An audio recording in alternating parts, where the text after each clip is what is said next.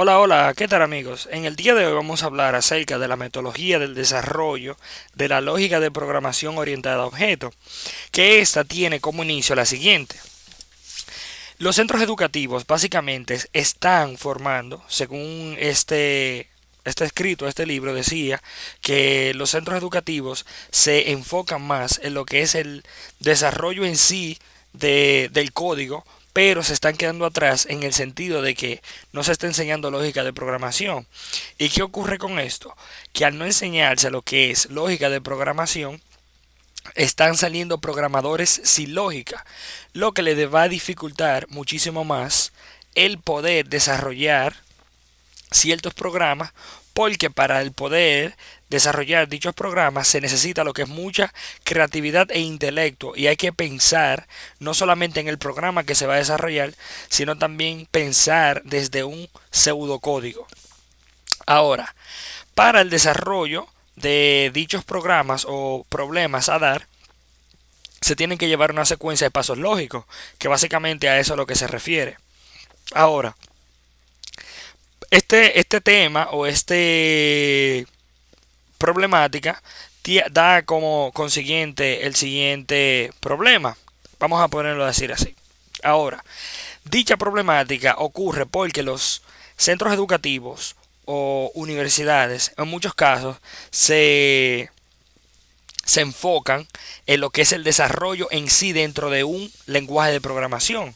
Pero ¿qué sucede con esto? Que se está obviando una parte esencial a la hora de poder despertar o desarrollar esa actividad, que es una actividad intelectual, según como dice este libro escrito, y también que aparte de ser una actividad intelectual, es una actividad que conlleva mucha creatividad, porque cada quien puede resolverlo de una manera diferente. Ahora, dichos centros educativos se enfocan en lo que es el desarrollo dentro de un sistema, pero a la hora de poder desarrollar dichos problemas, si no tiene lo que es la lógica, ahí es donde empieza o inicia el problema.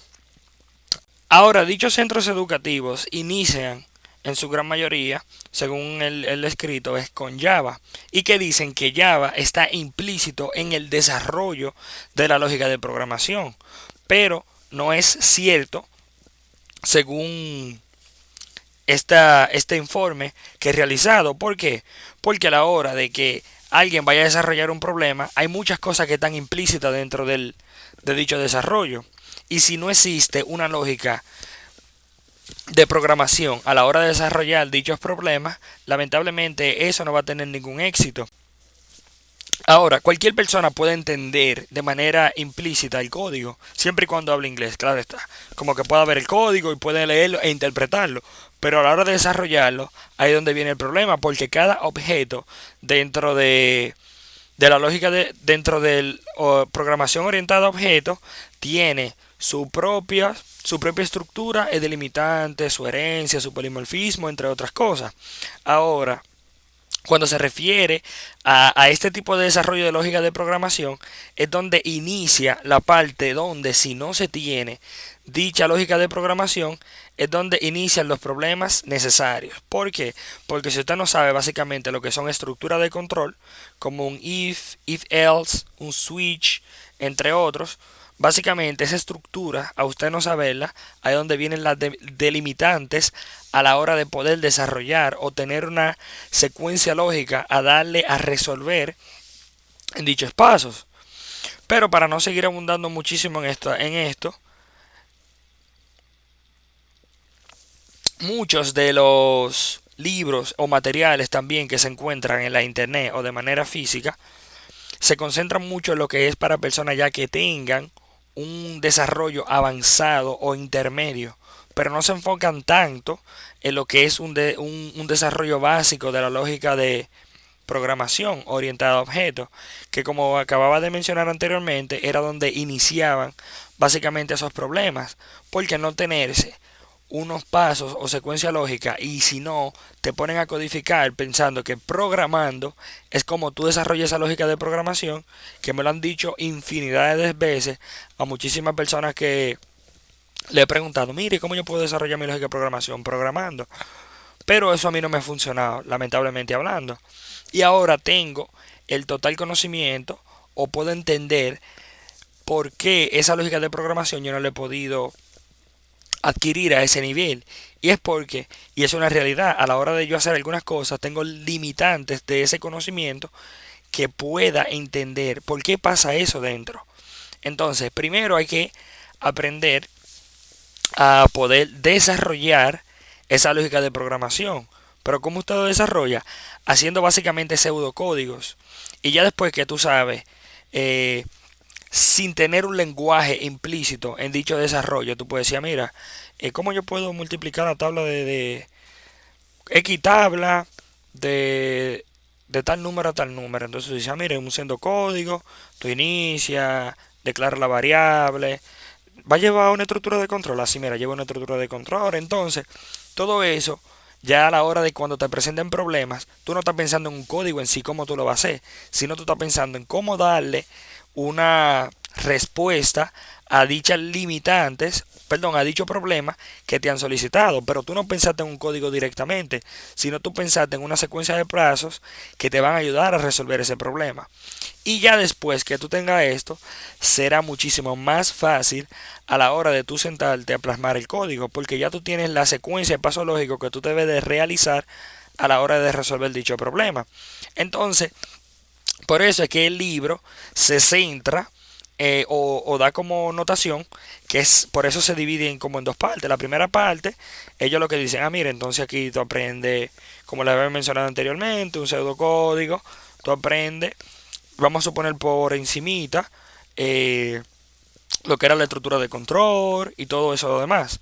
Ya después, en unidades avanzadas, es donde ellos se centran de manera más profunda y te dicen, mira, esto con esto tú lo puedes mezclar, esto es una herencia, un polimorfismo, tú puedes hacer esto y esto, porque eso ayudará a que tú puedas en unidades previas jugar y poder entender básicamente por qué pasa eso. Eso es como cuando tú estás aprendiendo, vamos a suponer inglés, tú primero tratas de poder avanzar o hablar mal o tratar de dar todo lo mejor de ti, aunque tú hables mal. Pero ya después cuando tú llegas en unidades avanzadas, ya tú dices, mire, y eso no se puede decir así porque ya yo aprendí en unidades previas que esa no es la forma correcta de pronunciar ese tipo de palabras o ese tipo de palabras cuando terminan en una terminación tal. Eso es lo que yo lo puedo figurar a la hora de entender o comprender dicho proceso. Entonces, vamos a ver otro bullet point que tengo acá. Tengo unos bullet point aquí para no salirme de lo que se me pide.